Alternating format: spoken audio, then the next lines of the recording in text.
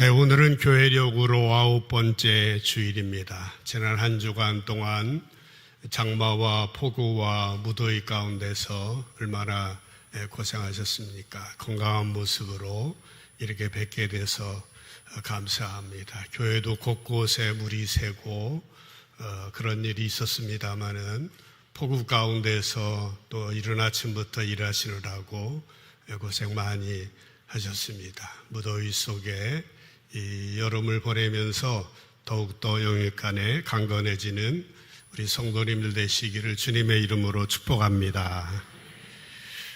오늘 봉독한 말씀을 중심으로 때가 이르면 내 말이 이루어지리라 라고 하는 제목으로 말씀을 드리고자 합니다. 인터넷 백과사전인 위키피디아에 보면 미국의 16대 대통령 에이브라함 링컨과 35대 대통령 존 F 케네디의 생애를 비교해 놓은 글을 볼 수 있습니다. 종종 일간 신문에도 보도가 되는 내용이었었는데 이 두 사람 사이에는 이상하리만큼 공통점이 있다고 하는 것입니다. 두 사람의 이름은 모두 알파벳 7글자라고 하는 것으로부터 시작해서 이 두 사람은 100년 차이로 대통령에 당선되었는데 링컨은 1860년에 케네디는 1960년에 당선되었고 두 사람은 모두 금요일에 총에 맞아 죽었고 모두 부인 앞에서 죽었으며 모두 뒷머리에 총을 맞아 암살범이 누구인지를 스스로 확인하지 못했다고 하는 것 등등 둘 사이에 너무나 공통점이 많아서 많은 사람들이 역사적인 주기가 아닌가 말하는 사람들도 있다고 합니다. 물론 차이점도 많이 있습니다. 링컨은 영국계 사람이고 케네디는 아일랜드계 사람입니다. 링컨은 또 공화당 소속이고 케네디는 민주당 소속이라고 합니다. 여러분, 역사상으로 이렇게 우연이라고 말하기에는 너무나도 신기한 일들이 이곳저곳에서 일어나고 있습니다. 그러나 더 놀라웠고 더 신비한 일이 있습니다. 그것은 바로 저와 여러분입니다. 우리들은 하나님 아버지께서 놀라운 계획과 섭리 가운데서 천에 하나 만에 하나 고르고 뽑아서 구원받아 하나님 나라 천국 백성이 되게 하셨습니다. 특별히 우리를 한 사람 한 사람 하나님께서 말씀으로 저희들을 인도해 주시고 우리들은 하나님의 말씀을 따라 살아가는 존재가 되었다라고 하는 것입니다. 여러분, 우리 한 사람은 이 세상에서 유일무이한 존재입니다. 쌍둥이가 비슷하지만 그렇게 다를 수가 없는 것을 우리는 눈으로 보고 있습니다. 우리 한 사람 한 사람을 향해서 너무나도 신기하고 너무나도 은혜롭게 우리 각 사람을 향한 하나님의 인도하심이 있다라고 하는 것입니다. 하나님께서는 여러 세대에 다양한 방법으로 우리를 인도해 오셨습니다. 성경이 없을 때에는 직접 말씀하시기도 하셨고 어느 때는 천사들을 보내기도 하시고 선지자들을 보내기도 하셨습니다. 또 어느 때에는 환상이나 꿈으로 나타나셨고 자연현상을 통해서 말씀하시기도 하셨습니다. 하나님께서는 오늘도 저와 여러분을 말씀으로 인도하십니다. 한 나라의 흥망성쇠, 한 사람의 생사화복을 주관하시는 참 좋으신 하나님이신 것입니다. 오늘 봉독한 말씀 속에 때가 이르면 내 말이 이루어지리라 하는 말씀을 주목하면서 오늘 말씀을 전하고 들을 때에 성령 하나님께서 우리의 눈과 귀를 열어주셔서 새로운 은혜가 여러분에게 임하는 귀한 시간이 되시기를 먼저 주님의 이름으로 간절히 축복합니다. 오늘 본문은 지난주 말씀에 이어지는 말씀입니다. 지난주에는 세례 요한의 아버지 사가랴에게 임한 천사 가브리엘의 예언을 통해서 세례 요한이 어떠한 사역을 이 세상에 와서 하게 될 것인가에 대해서 상고해 보았습니다. 13절을 보시게 되면은 사가랴가 성전에 들어가서 분향하고 있을 때에 천사 가브리엘이 나타나서 말합니다. 사가랴여 무서워 말라. 내 아내 엘리사벳이 내게 아들을 낳아줄 건데 그 이름은 요한이라고 하라. 그렇게 말했습니다. 15절에 보면은 그 아들은 주님 앞에서 큰 자가 되고 성령의 충만함을 받아서 16절에 보면은 이스라엘 백성들을 주님 앞으로 하나님께로 많이 돌아오게 할 거라라고 말하면서 이 약속은 사가랴 당신의 가정뿐만 아니라 온 이스라엘 백성들에게도 기뻐할 소식이다라고 말하였습니다. 그럴 수밖에 없는 것이 구약의 마지막 선지자 말라기 이후 400년 동안 하나님께서는 침묵하셨습니다. 400년 침묵하셨던 하나님께서 다시 천사를 통하여서 말씀하시기 시작하셨으니 얼마나 감격적인 순간입니까? 그들의 감격은 이루 말할 수 없었을 것입니다. 그런데 이제 18절 말씀에 보면은 천사 가브리엘의 메시지에 대한 사가랴 제사장의 반응입니다. 사가랴가 천사에게 말합니다. 내가 이것을 어떻게 알겠습니까? 내가 나이가 늙었고 아내도 나이가 많습니다. 라는 것이에요. 무슨 말입니까? 사가랴는 도저히 천사의 말을 믿을 수 없었습니다. 어떻게 보면은 이런 반응은 당연한 반응이라고 할 수 있을 겁니다. 사가랴 입장에서 자기도 나이 많고 아내도 나이가 많습니다. 그래서 자기들에게 아이가 생긴다고 하는 것은 도무지 이해할 수 없는, 도저히 일어날 수 없는 일이었던 것입니다. 그러나 하나님께서는 사가랴를 400년 동안 암흑기에 살아온 이스라엘 백성들에게 예수님이 오시는 길을 예비하는 세례 요한의 아버지로 낙점하신 것입니다. 사가랴의 믿을 수 없다는 반응은 자연스러운 것이었습니다. 창세기 17장에 보면은 아브라함 부부의 반응도 이와 비슷하였었습니다. 하나님께서 아브라함에게 아들 이삭이 있을 것이라고 말씀하셨을 때는 잘 아시는 대로 아브라함의 나이가 99세였습니다. 사라의 나이도 89세 되었습니다.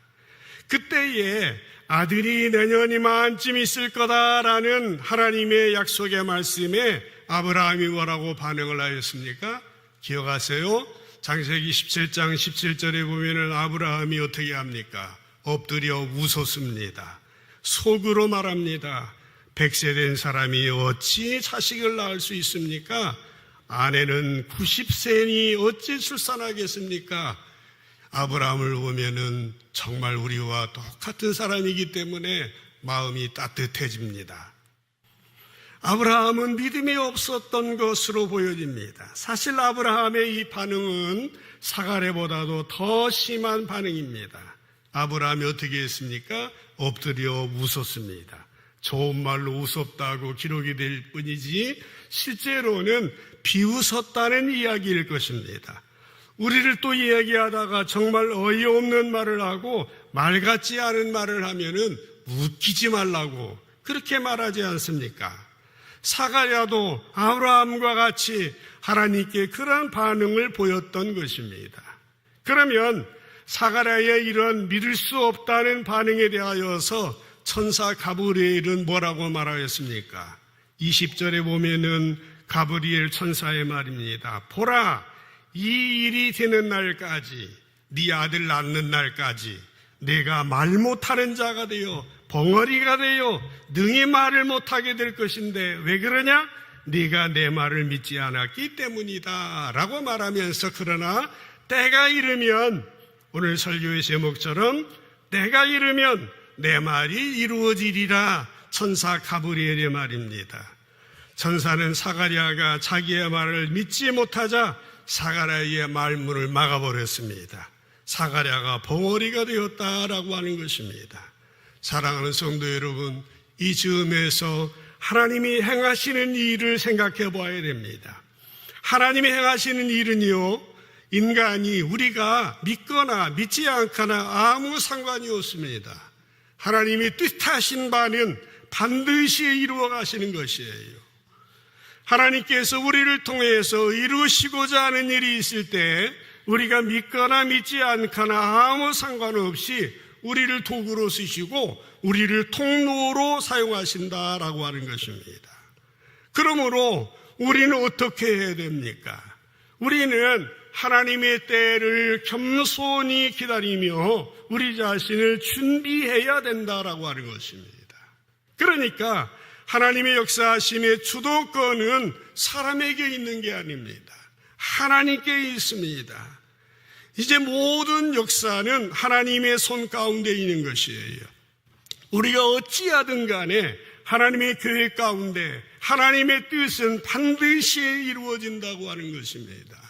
이 시간 성령 하나님께서 우리들에게 믿음을 주셔서 하나님의 역사, 하나님의 뜻, 이 땅을 향한, 우리 가족을 향한, 우리 자녀를 향한 하나님의 뜻은 반드시 우리가 어찌하든지 간에 이루어진다고 하는 사실을 믿게 되시기를 주님의 이름으로 축복합니다. 성경을 보시면은요, 질병의 문제나 인생의 문제를 가지고 하나님 앞에, 예수님 앞에 나온 사람들이 여러 있습니다. 그런데요, 당사자들의 믿음으로 해결된 경우도 있습니다만은, 그러나 모두 다 그런 것은 아닙니다. 무슨 말입니까? 하나님의 계획하시고 하나님의 뜻하시고 하나님의 작정하신 경우에는 믿음이 부족하다 할지라도 하나님이 일하시는 경우들을 여러 보게 됩니다. 아람 나라 장군 나아만은 믿음이 좋아서 자신의 한센 병이 고침받은 것은 아닙니다.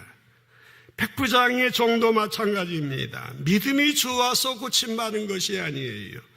베데스다 연못가에 38년 된 병자도요, 믿음이 좋아 고침받은 게 아닙니다.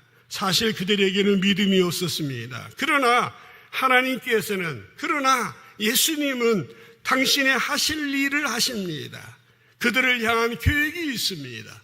그들을 불쌍히 여기시고 그들을 긍휼히 여겨주셔서 고쳐주시고 살려주시고 그들을 구원해 주신 것입니다. 이것이 하나님 나라의 역사인 것입니다. 성경으로 돌아가 보십시다. 사가랴가 성전 안에서 천사를 만나고 있는 동안에 사람들은 어떻게 하고 있습니까? 21절에 보시게 되면은 백성들이 사가랴를 기다리며 라고 시작합니다. 그가 성전 안에서 지체하는 것을 이상히 여겼다라고 하는 것입니다. 사람들은 밖에서 기다리고 있습니다. 제사장 스가랴가 성전 안에 들어갔는데 시간이 지체되는 것이 이상합니다. 그래서 이 사람들은 제사장이 나오기를 기다리고 있습니다. 왜 기다렸겠습니까? 백성들은 자신들의 제물을 들고 들어간 제사장이 살아나야만 자신들의 죄가 용서받았다고 하는 것을 확인할 수 있는 것입니다. 그리고 제사를 드리고 나온 제사장이 나오게 되면은 민수기서 6장 24절 26절 말씀처럼 자기들에게 축복해 주실 것이라는 것을 기대하면서 기다리고 있었던 것이죠. 민수기 6장에 귀한 축복의 말씀이 있지 않습니까? 여호와는 내게 복을 주시고 너를 지키시기를 원하며 여호와는 그의 얼굴로 내게 비추사 은혜 베푸시기를 원하며 여호와는 그 얼굴을 내게로 향하여 드사 평강 주시기를 원하노라 할지니라. 이렇게 축복받을 것을 기다리고 있었던 것입니다. 그런데 웬걸 22절에 보면은 사가랴 제사장은 어떤 모습으로 나왔습니까? 그가 나와서 그들에게 말을 못하고 있습니다. 백성들이 그가 성전 안에서 환상을 본 줄 알았더라. 그가 몸짓으로 뜻을 표시하며 그냥 말 못하는 대로 있더니라고 기록했습니다. 사가랴는 기다리고 있던 백성들 앞에 나타났지만 말을 못합니다. 사가랴는 성전에서 나와 백성들에게 축복해 주기는커녕 단 한마디의 말도 하지 못하였고 다만 몸짓으로 자신의 의사를 표시했을 뿐입니다. 사람들은 그가 환상을 본 것 같다 추측할 뿐이었습니다. 고대 교회의 교부들은 이 날을 아주 특별한 날로 해석하였습니다. 그래서 이 날은 어떤 날이냐?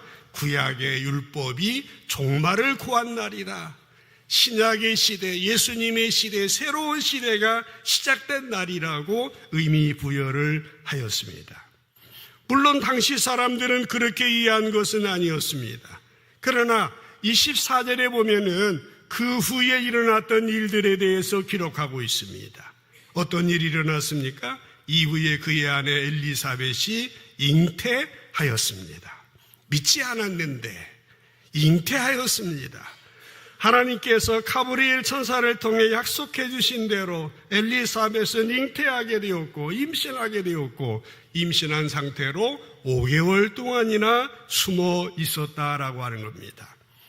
우리는 왜 엘리사벳이 5개월 동안 숨어 지냈는지 이유는 모릅니다. 나이가 들어 임신한 것이 부끄럽기 때문인지 아니면 좀 더 경건한 자성을 얻기 위하여 특별 기도한 시간이었는지 아니면 당시의 관습이었는지 우리는 알 수 없습니다만은, 그러나 25절에 보면은 엘리사벳의 이 고백을 볼 때에 큰 은혜가 되지 아니할 수 없습니다. 주께서 나를 돌보시는 날에 사람들 앞에서 내 부끄러움을 없게 하시려고 이렇게 행하심이라, 이렇게 말하였습니다. 엘리사벳은 하나님께서 자신에게 아이를 주신 것은 사람들에게 자신의 부끄러움을 제거해 주시기 위함이었다라고 간증하며 고백하고 있는 것입니다. 지난주에도 말씀을 드렸습니다마는 당시 아이를 갖지 못하는 것은 하나님의 축복에서 제외된 것으로 여겨졌습니다. 거기다가 지금은 어떤 상태입니까? 남편까지 말을 못하게 되었습니다. 사가랴와 엘리사벳 입장에서 얼마나 사람들 앞에서 부끄러웠겠습니까?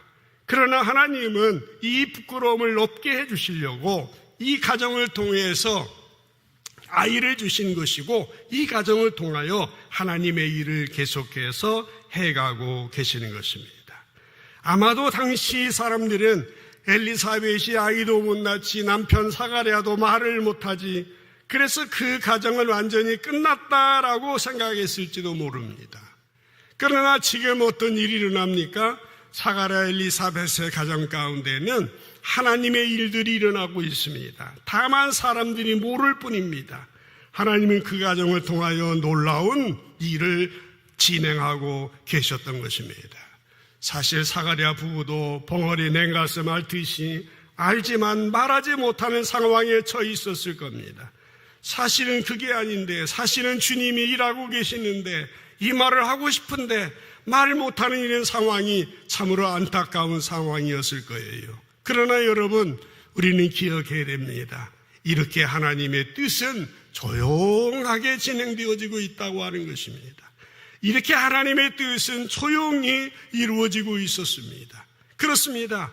하나님께서는 저와 여러분을 통해서 하나님의 일을 추진해 가시기 위해서 지금도 일하고 계시다고 하는 겁니다. 우리가 알든 모르든 하나님은 일하시고 있는 겁니다.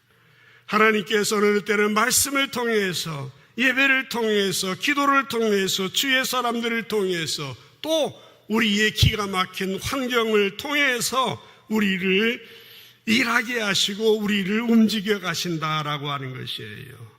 그런데 이런 상황 가운데서 문제는 어디에 있습니까?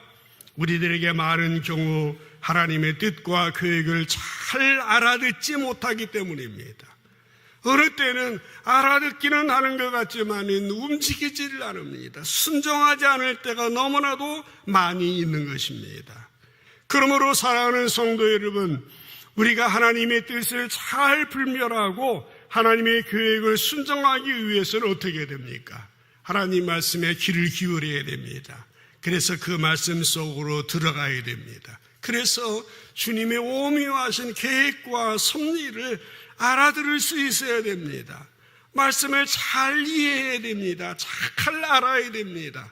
그래서 우리의 삶 속에 하나님의 손과 발이 되어서 우리의 삶의 현장에서 순종해야 된다라고 하는 것입니다. 부디 성령 하나님께서 여러분의 눈과 귀를 열어주셔서 정말 주님의 음성에 귀를 기울이고 저와 여러분을 향한 하나님의 뜻과 계획에 순종해가는 저와 여러분 되시기를 주님의 이름으로 간절히 축복합니다. 하나님은 계속해서 일하고 있습니다. 어린아이들이요, 초등학교에 들어가게 되면은 1, 2, 3, 4 가나다라 글자를 배우고 산수를 배웁니다. 나아가서 그 뜻을 배웁니다. 그러나 학년이 올라가게 되면 그 차원에만 머물지 않습니다. 고학년이 되면 그 글의 의미뿐만 아니라 그 글을 쓴 사람의 의도하는 바에 대하여서 집중하게 되는 것이죠. 우리가요, 성경 말씀을 볼 때에도 그렇습니다. 이 성경 말씀 속에 표면적으로 보면은 모두 다 하나님 말씀인 것 같습니다만은 하나님 말씀만 있는 것이 아닙니다. 그 가운데는 사람의 말도 있고 심지어 사탄의 말도 있습니다. 그러므로 우리는 성경 가운데서 하나님의 뜻과 하나님의 계획을 발견해낼 줄 알아야 됩니다. 우리는 설교를 들을 때, 그리고 성경을 읽을 때, 성경 공부를 할 때마다 무엇보다도 하나님께서 무엇을 말씀하시려고 하시는지 그 하나님의 마음, 하나님의 그 의도를 읽으려고 노력해야 됩니다. 하나님 지혜 주세요. 성령이 감동해 주세요. 조명해 주세요. 깨달음을 주세요. 그래서 하나님의 오묘한 신비와 그 계획을 우리가 알아내야 된다라고 하는 겁니다. 그래야 실천에 옮길 수 있는 거 아니겠습니까? 이스라엘의 초대 왕 사울이라는 사람이 있었습니다. 그가 왕으로 선택을 받았어요. 어느 날 하나님께서 아말렉 족속과의 전쟁에서 아말렉의 아말렉 족속을 진멸하라고 명령을 내리셨지만은 탐이 났습니다. 욕심이 났어요. 불순종하였습니다. 그는 하나님을 신뢰하지 않았습니다. 대신 사람을 의지하고 군사형을 의지하였습니다. 이때 하나님께서는 사무엘 선지자를 통하여 사울에게 말씀하셨습니다. 사무엘상 15장 35절에 보시게 되면은 사무엘이 죽는 날까지 사울을 다시 가서 보지 아니하였으니 이는 그가 사울을 위하여 슬퍼함이었고 여호와께서는 사울을 이스라엘 왕으로 삼으신 것을 후회하셨다라고 성경은 기록하고 있는 것입니다. 하나님이 사울을 왕으로 세우신 것을 후회하셨다고 하는 겁니다. 여러분, 하나님은 전지전능하신 분이세요. 실수가 없으신 분입니다.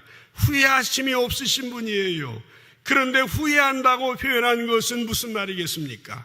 그만큼 하나님의 속이 상한다라고 하는 것이에요. 하나님은 정말 사울이 신실한 하나님의 사람이 되기를 원했습니다.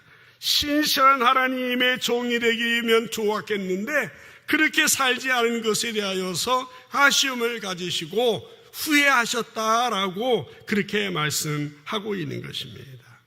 사랑하는 성도 여러분, 하나님께서는 언제나 한 사람을 선택하시고 그 사람을 점점 하나님의 사람으로 다듬어 가시고 만들어 가시면서 그 사람을 통해서 하나님의 일을 하기를 원하시는 겁니다.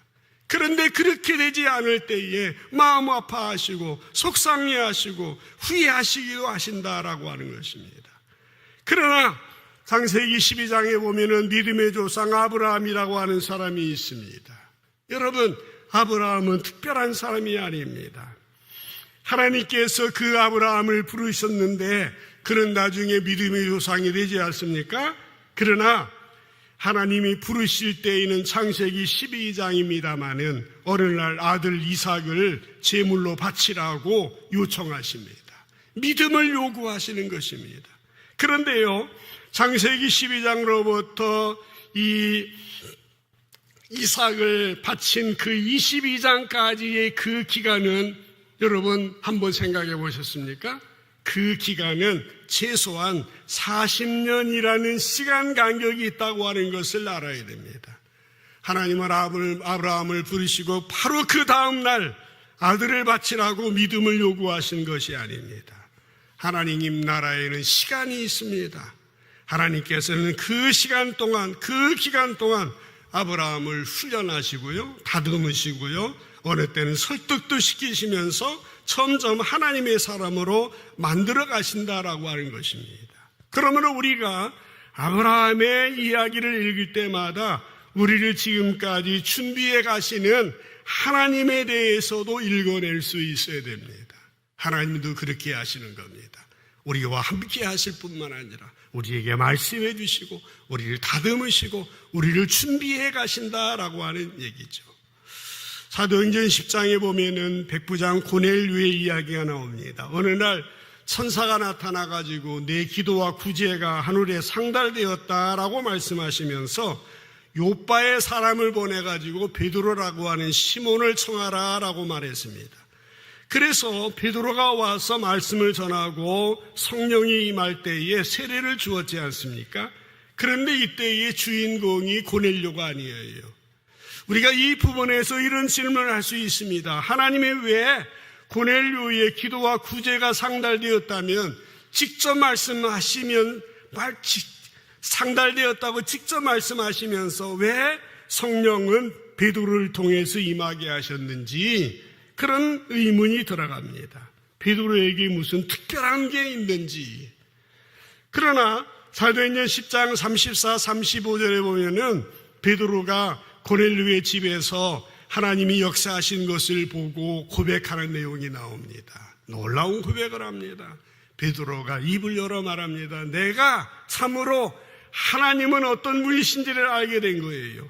사람을 외모로 보지 아니하시고 각 나라 중 하나님을 경외하며 의를 행하는 사람은 다 받으시는 줄을 깨달았도다라고 하는 것입니다. 하나님께서는 베드로를 통해서 고넬료에게 성령을 주신 것은 고넬료를 위해서가 아니라 베드로를 깨우치기 위해서였습니다. 베드로는 이방인 고넬료에게 성령이 임하시는 것을 보고 하나님은 어떤 분이시냐? 이방인과 유대인의 구분이 없으신 분이구나. 자신이 유대인의 벽을 넘어야 하는구나.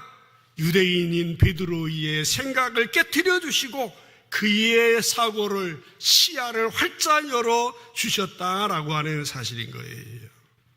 이와 같이 하나님께서는 우리를 당신의 자녀로 부르시고 축복해 주시고 천국 백성으로 약속해 주시며 우리에게 순종할 것만 요구하시는 것이 아닙니다.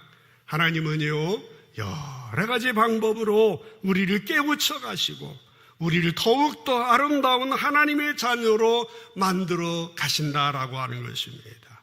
우리는 하나님의 손길을 느낄 수 있어야 됩니다. 우리가 어떤 상황에 처한다 할지라도 하나님은 여전히 우리를 위해서 일하고 계신다라고 하는 것이에요. 본문에 들어가 보십시다. 사가랴에게 처음 가브리엘 천사가 하나님의 약속을 전하게 되었을 때 사가랴는 어떻게 했다고 그랬습니까? 믿지 못했다고 했습니다. 그러나 하나님의 계획은 어떻게 되어요? 중단되지 않았습니다. 결국 그 안에 엘리사벳을 통하여 요한이 태어나게 하셨다라고 하는 것입니다. 우리를 또 마찬가지입니다.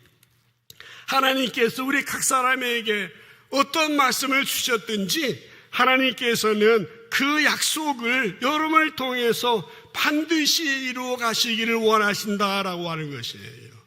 물론 표면적으로 볼 때에 엘리사벳이 아이를 낳지 못해서 사람들에게 부끄러움을 당했던 것처럼 우리들에게 어떤 어려움이 올 수도 있을 거예요. 또 사가랴의 말문이 막혔던 것처럼 그런 난처한 일들이 우리 가운데 딜레마와 같이 빠질 수도 있을 것이에요. 그러나 한 가지 분명한 것이 있다면 무엇입니까? 그것이 끝이 아니라고 하는 것입니다. 하나님께서는 우리를 통하여 이루시기를 원하시는 일들이 있다고 한다면 우리를 어떻게 하셔서라도 우리가 어떤 상태에 있다 할지라도 반드시 이루어 가신다고 하는 사실입니다. 성령 하나님께서 하나님의 원대한 계획을 알고 그 뜻에 믿음으로 순종하며 인내로 기다리는 저와 여러분 되시기를 주님의 이름으로 축복합니다. 20절 말씀을 한번 보십시다. 20절에 보면은 천사의 말입니다. 보라, 이 일이 되는 날까지 내가 말 못하는 자가 되어 능히 말을 못하리니 이는 내가 내 말을 믿지 아니함이었다. 그러나 따라합시다. 때가 이르면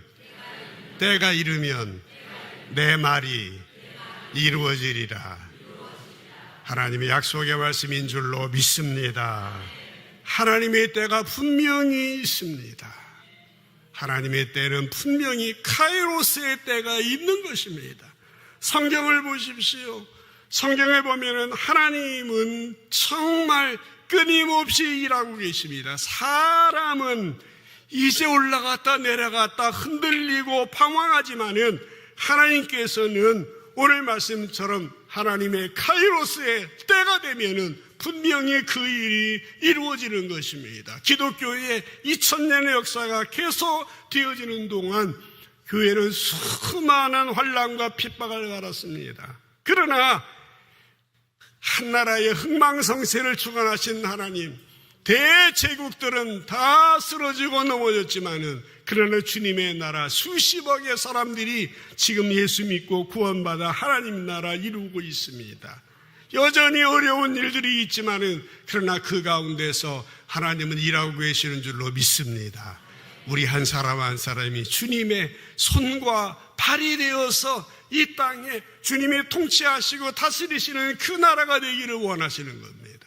우리들이 주님의 마음을 품고 주님의 시야를 가지고 믿음의 안경을 쓰고 이 세상의 사람을 보고 문제를 보고 사건을 보고 해결해 나가시는 겁니다.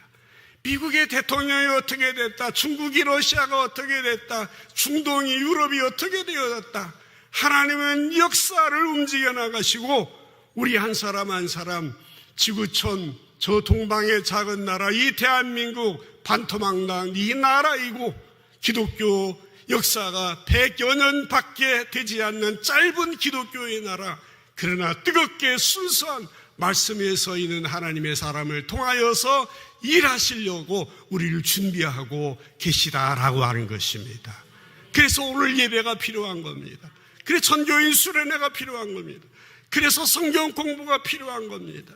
우리가 의미 없이 형식적으로 주일날 나와서 예배하고 이런저런 봉사하고 참여하고 그것으로만 끝나면 안 되는 것입니다. 하나님의 때, 하나님의 뜻, 하나님의 계획이 분명히 있다. 우리는 주님의 도구로 쓰임받아야 된다라고 하는 겁니다. 우리가 깨달아야 되는 거지. 우리 눈과 귀가 열려야 된다라는 것입니다. 성령님께서 여러분의 눈을 환하게 비춰주셔서 활짝 열려서 믿음의 안경을 쓰고 믿음의 시야를 가지고 주님의 마음으로 이 땅에 하나님 나라 천국을 이루어 나가는 저 여러분 모두 되시기를 주님의 이름으로 간절히 축복합니다.